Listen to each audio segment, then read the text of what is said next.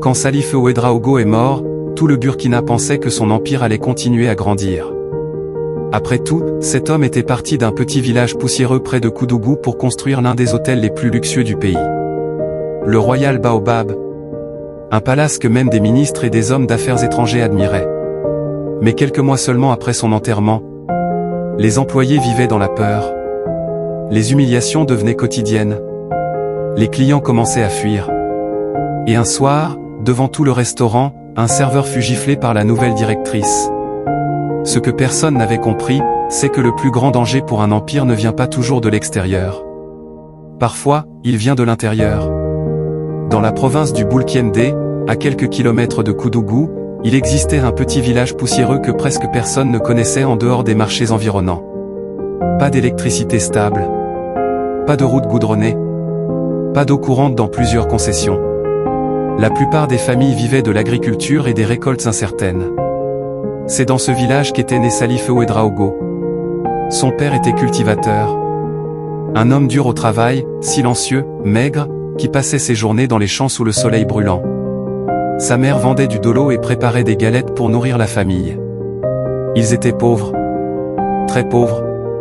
Quand les autres enfants rêvaient de devenir fonctionnaires ou enseignants, Salif, lui, rêvait simplement de manger à sa faim tous les jours. À 14 ans, il quitta l'école. Pas parce qu'il était mauvais élève. Parce qu'il fallait survivre. À cette époque, beaucoup de jeunes du village partaient en Côte d'Ivoire travailler dans les plantations de cacao. Certains revenaient avec des motos. D'autres construisaient des maisons améliorées. Alors Salif prit la même route. Sa mère pleura le jour de son départ. Elle lui donna un petit sachet contenant des arachides grillés et 2000 francs CFA. « À mon fils, quoi qu'il arrive, reste un homme honnête. » Il traversa la frontière entassé dans un vieux car rempli de jeunes comme lui. Personne ne parlait vraiment pendant le voyage. Chacun avait peur de l'inconnu. En Côte d'Ivoire, la réalité fut brutale. Les plantations n'avaient rien du rêve raconté au village. Réveil à 4 heures du matin. Travail sous la pluie. Moustiques. Faim. Maladie. Les patrons criaient constamment. Plusieurs jeunes abandonnèrent. Mais pas Salif. Il travaillait sans relâche. Pendant des années. Petit à petit, il apprit à économiser. Puis à négocier. Puis à acheter lui-même du cacao auprès des petits producteurs. C'est là que sa vie changea. Il comprit une chose essentielle. Les vrais riches n'étaient pas ceux qui travaillaient le plus dur. C'étaient ceux qui contrôlaient le commerce. Alors Salif commença à acheter et revendre discrètement. Au début, très petit. Puis de plus en plus. À 28 ans, il possédait déjà plusieurs camions. À 35 ans, il exportait lui-même une partie de ses marchandises. Le garçon pauvre du village était devenu millionnaire. Mais malgré sa fortune, il n'avait jamais oublié Koudougou. Chaque fois qu'il revenait au Burkina Faso, il constatait la même chose. Les voyageurs manquaient d'hôtels modernes. Les hommes d'affaires préféraient dormir à Ouagadougou. Koudougou restait bloqué dans le passé. Alors Salif prit une décision folle. Construire un hôtel digne des standards internationaux dans sa ville natale. Quand il annonça son projet, beaucoup se moquèrent de lui. Un hôtel de luxe à Koudougou? À qui va venir dormir là-bas? Et tu vas perdre ton argent. Mais Salif continua. D'abord, il construisit un hôtel moderne à Ouagadougou. Succès immédiat. Les ministres y organisaient des conférences. Les ONG y réservaient des chambres. Les hommes d'affaires ivoiriens et maliens y séjournaient régulièrement. Puis vint son plus grand rêve. Le Royal Baobab de Koudougou. Le Royal Baobab n'était pas simplement un hôtel. C'était une ville dans la ville. Construit sur plus de 20 hectares à l'entrée de Koudougou, l'établissement dominait toute la zone avec son architecture imposante mêlant modernité et inspiration sahélienne. Dès l'arrivée, les visiteurs étaient accueillis par une immense allée bordée de palmiers, de baobabs éclairés et de fontaines illuminées la nuit.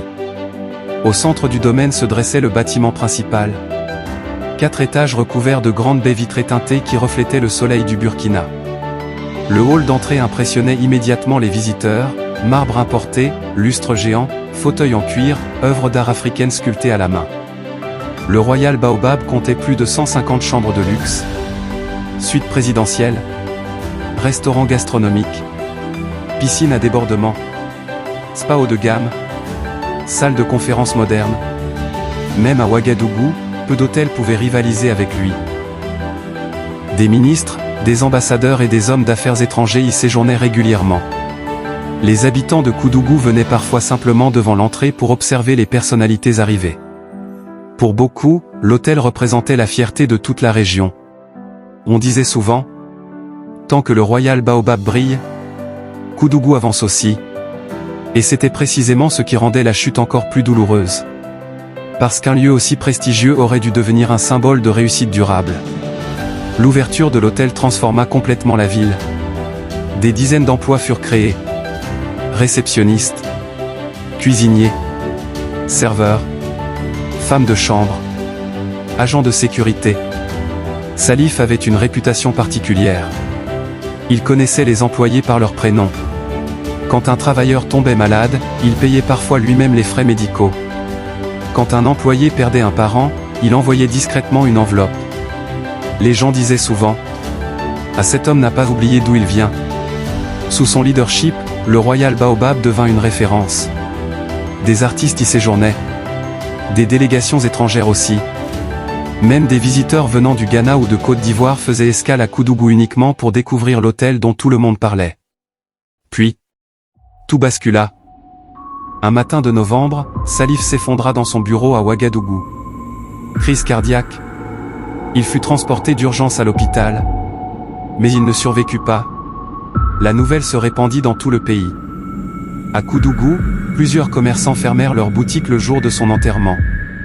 Des centaines de personnes assistèrent aux funérailles. Certains pleuraient sincèrement. D'autres regardaient déjà l'héritage. Car derrière l'image du grand homme généreux, la famille était profondément divisée. Salif avait 2 épouses. La première, discrète et respectée, vivait surtout à Bobo-Dioulasso. La seconde, Mariam, était beaucoup plus jeune. Ambitieuse. Élégante. Autoritaire. Pendant des années, elle était restée dans l'ombre. Mais après la mort de Salif, elle changea complètement. Quelques semaines seulement après les funérailles, une bataille éclata autour des biens. Terrain, comptes bancaires, camions, hôtels. Les réunions familiales devinrent des champs de guerre. Insultes, menaces, accusations. Finalement, grâce à plusieurs documents juridiques et à ses relations influentes, Mariam prit le contrôle principal des entreprises. Et immédiatement, tout changea. Elle se proclama PDG du groupe hôtelier. Puis elle nomma ses 2 filles à des postes stratégiques. Aïcha, l'aînée, devint directrice de l'hôtel de Ouagadougou. Fatou, la plus jeune, prit la direction du Royal Baobab de Koudougou. C'est là que commença la descente aux enfers. Au début, les employés pensaient simplement qu'il fallait du temps pour s'adapter. Mais très vite, l'ambiance devint irrespirable. Fatou dirigeait l'hôtel comme un camp militaire. Elle criait constamment. Devant les clients. Devant les collègues. Devant tout le monde. Une femme de chambre fut humiliée publiquement parce qu'elle avait oublié une serviette dans une chambre. Fatou la força à s'agenouiller devant le personnel. Un réceptionniste fut licencié parce qu'il avait demandé 3 jours de congé pour assister à l'enterrement de sa mère. Sans préavis. Sans indemnité. Les employés vivaient dans la peur permanente. Personne n'osait parler. Même les anciens cadres recrutés par Salif commencèrent à partir un à un. Mais quitter l'hôtel devenait lui aussi un cauchemar. Les certificats de travail étaient bloqués. Les soldes tardivement payés. Parfois jamais versés. Certains anciens employés passaient des mois à supplier l'administration. Revenez demain. Le document n'est pas prêt. La directrice n'a pas signé. C'était devenu une méthode de punition. Fatou prenait un plaisir particulier à rabaisser les gens. Quand un employé faisait une erreur, elle convoquait tout le personnel juste pour l'humilier. Et regardez-le bien. Voilà ce que produit la médiocrité. Les travailleurs baissaient les yeux. Beaucoup avaient des familles à nourrir. Alors ils supportaient. Mais peu à peu, le Royal Baobab perdit son âme. Les clients commencèrent à remarquer le malaise. Les sourires du personnel semblaient faux. Les employés évitaient de parler. L'ambiance était froide. Les avis négatifs commencèrent à apparaître sur Internet. Service lent, personnel stressé, mauvaise ambiance. Fatou refusait toute critique. Les clients exagèrent. Mais la vérité était plus profonde. Un hôtel ne repose pas seulement sur les bâtiments. Il repose sur les êtres humains qui y travaillent. Et ces êtres humains étaient brisés. Pendant des années, Salif avait construit bien plus qu'un hôtel. Il avait construit une réputation, un symbole, une fierté pour toute une ville. Mais parfois, ce ne sont pas les ennemis extérieurs qui détruisent les plus grands empires. Ce sont les personnes qui héritent du pouvoir sans hériter des valeurs. Un soir, un incident fit exploser la situation. Issa, un serveur présent depuis l'ouverture de l'hôtel, travaillait depuis presque 12 ans au Royal Baobab. Salif le considérait presque comme un petit frère. Ce soir-là, un client important se plaignit d'un retard sur une commande. Fatou entra dans une colère noire. Devant les clients du restaurant, elle gifla Issa. Le silence tomba immédiatement dans toute la salle. Personne ne bougea. Issa resta immobile quelques secondes. Puis il retira lentement son tablier. Et dit calmement : « Votre père avait construit cet hôtel avec le respect. Vous êtes en train de le transformer en prison. » Puis il partit. Le lendemain matin, plusieurs employés démissionnèrent ensemble. Le scandale commença à circuler dans toute la ville. À Koudougou, les gens parlent vite. Très vite. Des anciens employés commencèrent à raconter publiquement ce qu'ils vivaient dans l'hôtel. Humiliation, pression, menaces. L'image du Royal Baobab commença à s'effondrer. Les réservations chutèrent. Les partenaires prirent leur distance. Et peu à peu, l'héritage construit par Salif se détruisit de l'intérieur. Parce qu'une entreprise peut survivre à la mort de son fondateur, mais rarement à la destruction de ses valeurs. Une entreprise ne meurt pas forcément quand son fondateur disparaît. Elle commence à mourir quand le respect disparaît. Les bâtiments, l'argent et le luxe peuvent impressionner les gens. Mais ce sont les employés qui donnent une âme à une entreprise. Quand la peur remplace le respect, la chute devient seulement une question de temps. Si cette histoire t'a marqué, abonne-toi maintenant.